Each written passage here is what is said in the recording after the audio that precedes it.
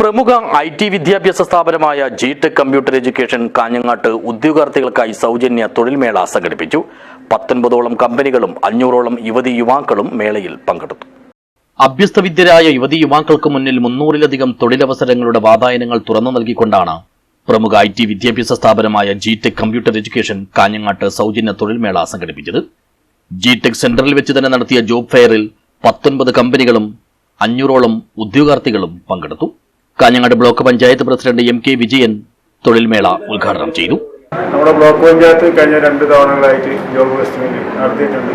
നിരവധിയായ ഉദ്യോഗാർത്ഥികൾ അതിനകത്ത് വരുന്നുണ്ട്, നിരവധിയായിട്ടുള്ള കമ്പനികൾ അതിനകത്ത് വരുന്നുണ്ട്. പക്ഷെ പരമാവധി ഉപയോഗപ്പെടുത്താൻ വേണ്ടി പറ്റുന്നില്ല എന്നുള്ളതാണ് നമ്മുടെ തൊഴിലന്വേഷകരുടെ ഒരു പ്രധാനപ്പെട്ട പ്രശ്നം. അവർ പോകുന്നു, കുറച്ചു കാലം പോകുന്നു, പിന്നെ അത് മതിയാക്കുന്നു എന്നുള്ളതാണ് പ്രധാനപ്പെട്ട അവസ്ഥ.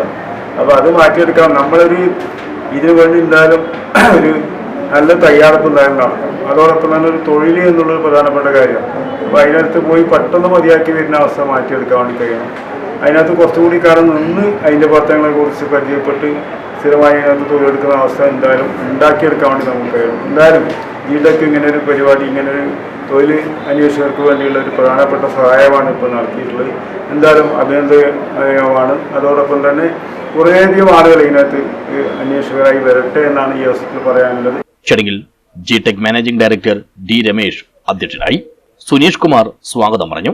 മുഖാമുഖത്തിൽ പങ്കെടുത്ത 11 ഉദ്യോഗാർത്ഥികൾക്ക് കമ്പനികൾ വിവിധ ഒഴിവുകളിലേക്ക് നേരിട്ട് നിയമനം നൽകി. 161 ഉദ്യോഗാർത്ഥികളെ അടുത്ത സെലക്ഷൻ ഇന്റർവ്യൂവിലേക്ക് ഷോർട്ട് ലിസ്റ്റ് ചെയ്തു. News bureau, Kanhangad.